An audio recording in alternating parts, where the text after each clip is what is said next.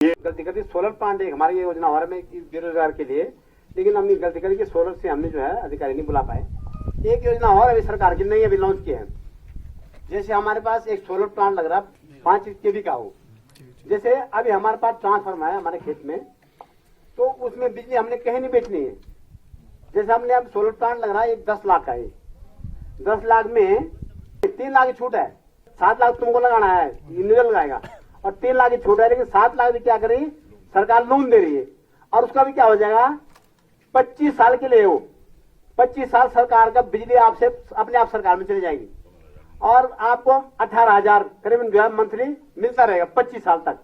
और वो प्लेट सब वो अपने आप लगाएंगे, बिजली भी आपने उसमें अपने आप वहां पर लगाएंगे। जैसे खेत ज्यादा, एक खेत में ज्यादा बड़ा नहीं हो, खेत में लगेगा, उसमें आपको ये लगाना अभी पहले पैसे के लिए, मतलब यह है कि थोड़ा बहुत अपना खर्चा जरूर लगाना पड़ेगा, लेकिन बाकी लोनिंग हो रहा है 18,000। आप समझ लेना कि मैं जब ठीक पड़ रहा तभी लगाना, 18,000 रुपये आपको मंथली मिलेगा।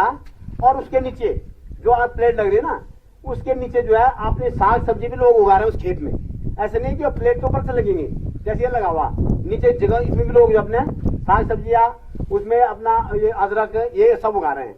ये भी एक योजना है, और ये आपको ये कहीं 25 साल तक पेंशन लगे, कहीं जाना नहीं है। आप वो अपने आप बिजली वाला आएंगे, वो प्लेट लगा देंगे, और अपने आप जो है उन्होंने जो है आपके ट्रांसफार्मर नजदीक होना चाहिए 100-200 मीटर, अपने आप उसमें जो है वो बिजली वहां सेट कर देंगे, और 25 साल तक आपको बिजली वही खरीदेंगे अपने आप।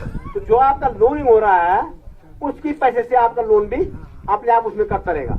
जो विभाग से आपका 2,500 रुपये आना है, आप बोलोगे मेरे को 5,000 दो भाई, मेरा जो है लोन का आप 10,000 काटते रहो, तो आपका लोन भी कट गया, आपके लिए ये भी बन गया। एक योजना ये भी है, लेकिन अभी डॉक्टर साहब से निवेदन करूंगा इस बारे में, डॉक्टर साहब आपको बताएंगे, और डॉक्टर साहब को जरा अपनी भाषा में। एक शिकायत है मेरी आप लोगों से, मतलब पशुपालन हो चाहे उद्यान हो चाहे कृषि हो, उनमें महिलाओं का भी बराबर योगदान होता है, पर अभी जनता में एक भी महिला नहीं दिख रही है मुझे। मतलब आपके घर में बराबर काम करती हैं महिलाएं भी आपके साथ, चाहे खेती हो चाहे पशुपालन हो चाहे कुछ भी हो। अब उनको भी आपको लेके आना चाहिए था ताकि उनको भी चीजों का पता चले। पहली तो जो आप ये बकरी पालन के बारे में बोल रहे थे, बकरी पालन में ये है कि इसमें 10 बकरी और 1 बकरी की यूनिट मिलेगी, और उस ये पहले से तो कोई बकरी पालक होना चाहिए। उसके लिए आप अपना सिंपल अभी तो क्योंकि हमारा एक भेड़ बकरी बोर्ड अलग चलता है, मतलब पशुपालन विभाग के अंदर ही एक अलग बोर्ड है जिसमें से भेड़ बकरियों का वो रखा जाता है। तो भेड़ बकरी बोर्ड के अंतर्गत ये योजना है, तो इसके लिए हमें उनको सूचित करना पड़ेगा, वहां से वो योजना लेके आनी पड़ेगी, तो थोड़ा समय लगेगा। पर आप खाली अपना प्रत्यावेदन दे सकते हैं मुख्य पशु चिकित्सा अधिकारी के नाम पे, एक सिंपल एप्लीकेशन दे दीजिए कि मैं मतलब सेवा में मुख्य पशु चिकित्सा अधिकारी पौड़ी गढ़वाल, और मैं पशुपालक हूँ, मैं बकरी पालक हूँ, मैं और मतलब मेरे पास इतनी बकरियां पहले से हैं, और मैं जो भी है आर्थिक स्थिति कमजोर है या जो भी है, मुझे और बकरियां चाहिए ताकि मैं अपने परिवार का वो करूँ, भरण पोषण करूँ, या फिर मेरे पास रोजगार नहीं है तो उसको मैं बढ़ा सकूँ। और सिंपल नीचे से अपना नाम, पता और मोबाइल नंबर लिख दीजिए।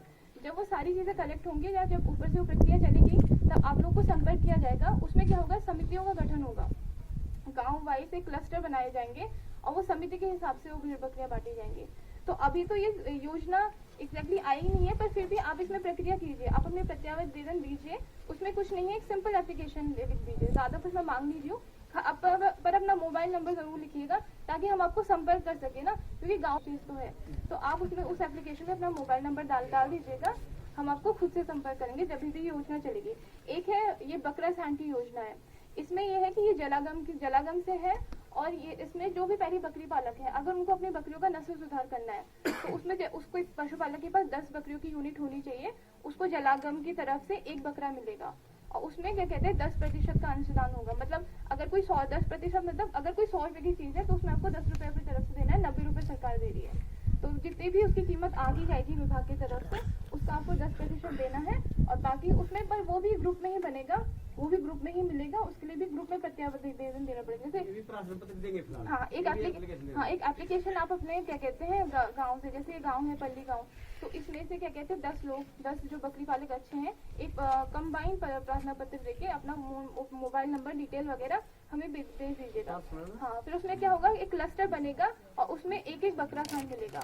उसमें ये होगा कि जो नस्ल होगी, ये भी एक नस्ल सुधार है, क्योंकि बड़े जानवरों में तो कृत्रिम गर्भाधान होता है, छोटे जानवरों में नस्ल सुधार का कोई तरीका नहीं होता। तो ये होता है कि अच्छी नस्ल का बकरा मिलेगा तो जो बच्चे होंगे, जो आने वाली नस्ल होगी वो भी सुधरेगी, और इसमें खाली आपको 10% का अंशदान देना है। बाकी इसके अलावा अगर किसी को कोई आर्थिक रूप से कमजोर है या फिर जिसके पास पैसे नहीं है और वो चाहता है कि सरकार हमें कुछ मदद करे फाइनेंशियली, तो इसमें लोनिंग का सिस्टम है। एक तो ये जिला सहकारिता जिससे जो लोन मिल रहे हैं पशुपालन के लिए, एक 3 लाख का और एक 1 लाख का, और अगर आपको ग्रुप में लेना है तो 5 लाख तक का भी मिल जाएगा, पर वो समूह का है। और दूसरा क्या कहते हैं, माननीय मुख्यमंत्री जी ने क्या कहते हैं, जो प्रवासी लोग जो आए थे उन लोगों के लिए ये योजना निकाली थी, MSY करके, मुख्यमंत्री स्वरोजगार योजना। इसमें ये है कि आपको ऑनलाइन अप्लाई करना है। विभाग से हम आपको जिस भी पशु के लिए, आपको ये पशुपालन विभाग से ही दे पाऊंगी मैं, तो जिस भी पशु के लिए आपको प्रोजेक्ट रिपोर्ट चाहिए वो आपको मिल जाएगी। आपको वो ऑनलाइन अपलोड करनी है और उसमें आपको 10 लाख 5 लाख या मतलब बड़ी लागत का भी लोन मिल जाएगा 20% सब्सिडी पे। तो ये भी अभी काफी चल रहा है और काफी लोग इसके लिए अप्लाई भी कर रहे हैं।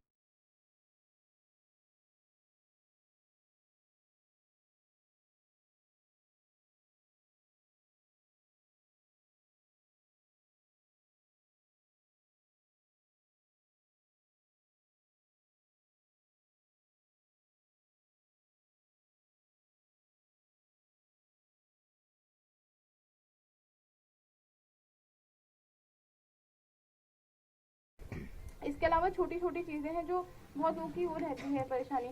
एक तो ये जो डेयरी वाला जॉब हो रही है, यहाँ पे लोगों की समस्या होती है कि जो यहाँ की गायें हैं उनका दूध बहुत कम होता है। ये तो है 1 लीटर 2 लीटर होता है, उसमें मतलब इतना नहीं हो पाता कि वो घर के लिए हो पाता है, बाहर देने लायक भी नहीं हो पाता। तो आप ये कर सकते हैं कि उनका नस्ल सुधार कर सकते हैं। अगर आपके पास इतने पैसे नहीं है कि आप अच्छी गाय लो या जर्सी गाय लो, या फिर नहीं होते पशुपालक इतने समृद्ध, तो आप क्या कृत्रिम गर्भाधान तो करवा ही सकते हो उसका। अभी क्या कहते हैं, ये कृत्रिम गर्भाधान की प्रक्रिया भी निःशुल्क चल रही है और इसमें भी एक सेक्स ऑडिट सीमेन है। उसमें क्या कहते हैं, इसमें 100 तो नहीं पर 90% चांसेस है कि जो बच्चा होगा वो बछिया ही होगी। ज्यादातर पशुपालकों की दिक्कत ये होती है ना कि बछड़ा हो गया, अब इसका क्या करें, फेंकते हैं ना लोग, ज्यादातर तो यही होता है कि छोड़ देते हैं। तो उसके लिए ये सरकार ने करा है कि इस वैसे तो इसका एक स्टॉक की कीमत काफी ज्यादा है, पर आप लोगों से खाली 100 रुपए लिया जाएगा और बछिया ही होगी, मतलब चाहे आप भैंस में कराओ चाहे आप गाय में कराओ। लेकिन यहाँ तो मैम 500 रुपए लेते हैं। जो फील्ड में जाता है वो उस पर डिपेंड करता है वो, पर आप मुझे बताइएगा। जो 100 आपने बोला था 50 भी बोला था, तो उसका यहाँ पे जब डॉक्टर आता है पैठानी से, तो भैंस पे बच्चे के यहाँ पे 500 और दूसरा का 250 रुपए दे रहा है। चलिए मुझे जबकि पैठानी से यहाँ पे कोई ज्यादा गाड़ी बात आ गई, बस आप तुम निगम रिपोर्ट करो। चलिए आप मुझे बता दीजिएगा, जैसे पर जो विभाग की तरफ से है उसमें 100 रुपए ही है। और अभी क्या कहते हैं, कुछ जो योजनाएं होती है वो ब्लॉक से भी चलती है, ये आरक्षित वर्ग के लिए और बीपीएल वालों के लिए होती है। तो आरक्षित वर्ग के लिए विभाग से मुर्गी वितरित होती है, वो एक गाँव में एक ही बार होती है। पल्ली में शायद हो चुका है पहले से, तो वो दूसरे गाँव में होगा, उसमें भी क्लस्टर बनता है आरक्षित वर्ग के लोगों का। एक आप नॉर्मल सा प्रत्यावेदन बना के दे दीजिए, ग्राम सभा की बैठक बना के, उसमें प्रधान की साइन करके दीजिए कि ये सब आरक्षित वर्ग के लोग हैं और ये मुर्गी पालन करना चाहते हैं, तो उनको निःशुल्क, मतलब ज्यादा तो नहीं मिलते विभाग की तरफ से, पर 30, 40, 50 इतने तक की रेंज में चूजे मिल जाते हैं, एक दिन के चूजे, ताकि वो थोड़ा बहुत शुरुआत कर सके। बाकी इसके अलावा विभाग से और भी मिलते हैं। अगर कोई आरक्षित वर्ग का नहीं है और वो मुर्गी पालन करने का इच्छुक है तो 25 रुपए का चूजा मिलता है एक दिन का, वो भी विभाग से प्रोवाइड कराया जाता है। आप हमें संपर्क कीजिए, जिसको भी चाहिए हम उसको पूरी सुविधा देंगे। दूसरी चीज है कि अभी एक और चीज चल रही है, पशु पंजीकरण। पशुओं का पंजीकरण हो रहा है, पशुओं के कान में टैग लगेंगे, वो पशु के मतलब पशुपालक के आधार से लिंक होगा। तो ये भी निःशुल्क है, ये करवाइए, क्योंकि इसका फायदा आपको आने वाले टाइम में मिलेगा। जिसका पशु आपके नाम पे पंजीकृत होना बहुत जरूरी है आपको विभाग की कोई भी सेवा के लिए। गाय भैंस योजना ऐसी नहीं, जैसे कि अभी जब टैग हुआ ना, तो जैसे ये जो जानवर मरने वाला पैसे मिल रहा वो इंश्योर्ड के बाद मिल जाएगा। ये चीज के लिए लोग कंफ्यूज कर रहे हैं। हाँ, इसमें क्या है, ये जो प्रक्रिया ये खाली पंजीकरण है, मतलब पशु आपके आधार से वो लिंक हो रहा है। बाकी जो पशु क्षति है उसमें लोग काफी कंफ्यूज रहते हैं, परेशान भी होते हैं, कई लोगों को मिल भी नहीं पाता क्लेम। उसमें ये होता है कि पशु 3 तरीके से मरता है, ठीक है। एक तो मरता है जैसे आपदा की वजह से, ठीक है, नहीं होते, कहीं पानी में बह गया या गिर गया या कैसे गया, वैसे करके अगर कोई पशु क्षति होती है तो उसका जो क्लेम मिलता है वो तहसील से मिलता है। जो वो पशु क्षति होगी, अगर कोई आपदा से मर गया, बह गया, या फिर क्या कहते हैं वो बिजली गिरी उससे गौशाला, हाँ वो क्या कहते हैं, हाँ, बिना इंश्योरेंस वालों को मिलेगा। हाँ, मिल जाएगा। अगर वो आपदा से होता है, हाँ जैसे कोई गिर गया, हाँ गिर गया, हाँ, गिर गया तब जैसे आपदा से गिर गया है, पत्थर वत्थर भी पड़ गया, तभी भी वो आपदा में आता है। और तुरंत बिल नहीं, उस मैं आ रही हूँ उस चीज में। आप धीरे धीरे सुनिए। जैसे कहीं भी गौशाला भी टूट जाती है, उससे जैसे कहीं भी आग लग गई, तो वो सब चीजें आपदा में आती हैं। तो उसका हम सिर्फ डेथ सर्टिफिकेट बना के देते हैं, बाकी जो उसका क्लेम होता है वो डेथ सर्टिफिकेट के आधार पर तहसील से मिलता है। तहसील वो चीज देती है। दूसरी चीज होती है जंगली जानवर की वजह से। जो जंगली जानवर की वजह से मृत्यु होती है, उसका भी क्या कहते हैं, उसका भी विभाग नहीं देता, उसका क्लेम देता है वन विभाग। हाँ, फॉरेस्ट से मिलता है। वो लोगों को पता नहीं होता, लोग इधर उधर घूमते हैं, तब तक टाइम निकल जाता है, फिर आपको यहाँ से मिलता है ना वहाँ से मिलता है। ये जानकारी जरूरी है। और तीसरा, बीमारी से बहुत सारे लोग आते हैं मेरे पास कि हमारे पशु को बीमारी थी, इससे मर गया, अब इसका कुछ होगा। तो इसके लिए ऐसा होता नहीं है, क्योंकि अगर सरकार हर बीमार पशु के लिए आपको क्लेम देने लगी, तब तो हर कोई आ जाएगा ना कि पशु मर गया या छोड़ गया, तो फिर लोग उसका ध्यान भी नहीं करेंगे। एक ये चीज भी है। तो इसके लिए हमारी मतलब विभाग की तरफ से ही है, एक वो है बीमा योजना है। जैसे आपका 40,000 का पशु है, ठीक है, अगर कोई मतलब सबल है वो कर सकता है। 40,000 का पशु है तो 3 साल का बीमा होता है, 1200 रुपए उसका प्रीमियम जाता है। और अगर कोई बीपीएल है या आरक्षित वर्ग का है तो उसको 600 रुपए का प्रीमियम जाता है। अब अगर 40,000 का पशु है, 600 रुपए दे रहे हो 3 साल के लिए, और 3 साल के लिए वो कवर हो जाता है। अगर उस बीच वो किसी बीमारी से मरता है, तब वो क्या कहते हैं, तब आप हमारे पास आइए, हम उसका पोस्टमार्टम करेंगे, हम उसकी रिपोर्ट आगे बैंक को भेजेंगे, वहां से आपको क्लेम मिलेगा। तो ये इस चीज की बड़ी वो रहती है। ये जो टैगिंग हो रहा है, ये सिर्फ पंजीकरण प्रक्रिया है, इसको इंश्योरेंस से वो मत कीजिए कंफ्यूज, क्योंकि इसमें खाली आपका पशु आपके आधार से लिंक होगा। भविष्य में जो भी योजनाएं होंगी, शायद भविष्य में आपको दवाई भी चाहिए होगी, तो भी उसके लिए आपको पशु का टैग नंबर बताना पड़ेगा, क्योंकि अब चीजें ऑनलाइन होने लग गई है सबसे ज्यादा। दूसरी चीज है कि लोगों को चारा बीज की बहुत दिक्कत होती है। कई लोग बोलते हैं कि अब घास ही नहीं है, कहाँ से करें। तो विभाग से चारा बीज भी मिलते हैं, वो निःशुल्क मिलते हैं। मतलब चाहे आप बरसीम का हुआ, जई का हुआ, हर सीजन में थोड़ा थोड़ा आते हैं, जितने भी आते हैं हम मतलब बांट दिया करते हैं उनको। तो जैसे अगर किसी को चारे की दिक्कत हो कभी, तो हरे चारे के लिए बोल रही हूँ। हरे चारे की बहुत परेशानी होती है कई बार, जैसे सर्दियों में, आजकल तो खूब है, पर सर्दियों में नहीं मिलता हरा चारा, सर्दियों में सूखा घास भी होता है। तो कई चारा भी ऐसे हैं जो हमेशा उगते हैं, बस पानी वाली जगह पे उनको लगाना पड़ता है। कोई भी खाली बंजर जमीन है उस पर लगा दो, वहाँ पे भी हो जाएंगे, बस पानी वाली जगह चाहिए, और वो फ्री में मिलता है, तो थोड़ा थोड़ा लगा ही सकते हो पशुपालक के लिए। ये घेर बाड़ के लिए भी लोग कहीं पूछते हैं, मतलब कि जैसे मुर्गी पालन जो करते हैं, मुर्गी पालन जो करते हैं वो घेरे बाड़ी के लिए बहुत आते पूछने के लिए कि विभाग के इसमें देता है, पर शायद इसमें अभी आप मनरेगा से पता कीजिएगा। मनरेगा की तरफ एक योजना है, जैसे कोई मुर्गी पालन कर रहा है तो मनरेगा आपको घेरे बाड़ी की सुविधा दे सकता है।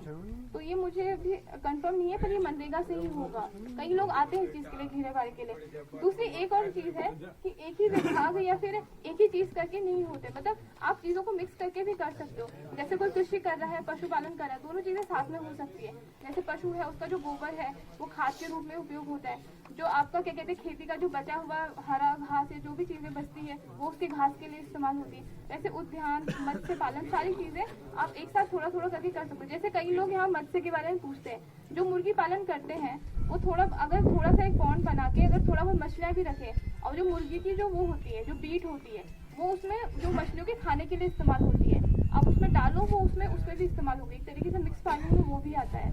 तो बात ये है कि जो करने वाला होता है वो कर सकता है चीज़ों को, और आपको कहीं पे भी किसी भी चीज़ की सहायता चाहिए तो आप बताइए। बाकी मैंने बहुत शॉर्ट में बताया है, बाकी आपको कुछ पूछना हो तो वो चीज़ बताइए। हाँ, कैसे देते हैं? तो जैसे किसी का पशु पत्थर से गिर गया, मर गया, है ना, तो सबसे पहले उस व्यक्ति को आपके पास आना पड़ेगा। नहीं, सबसे पहले उसको तहसील में संपर्क करना पड़ेगा। जो क्षेत्र का पटवारी होगा, पटवारी जो होता है मेन होता है, क्षेत्र का जो पटवारी होता है वो आगे पहले वो करेगा, निरीक्षण करेगा, वो अपनी रिपोर्ट देगा, वो हमें अपनी रिपोर्ट देगा, हम उस पर डेथ सर्टिफिकेट बना के तहसील को ही जमा करते हैं। वो तहसील मतलब ये क्लेम मिलता है, मिला भी है। एक पशु के पत्थर से गिर गया था, वो नीचे गिर गया था, तो उसको मिला था क्लेम, नौड़ी में कहीं थे वो। तो ऐसा नहीं है, मतलब अब कई बार क्या होता है, जानकारी के अभाव में भी चीजें नहीं हो पाती है। हाँ,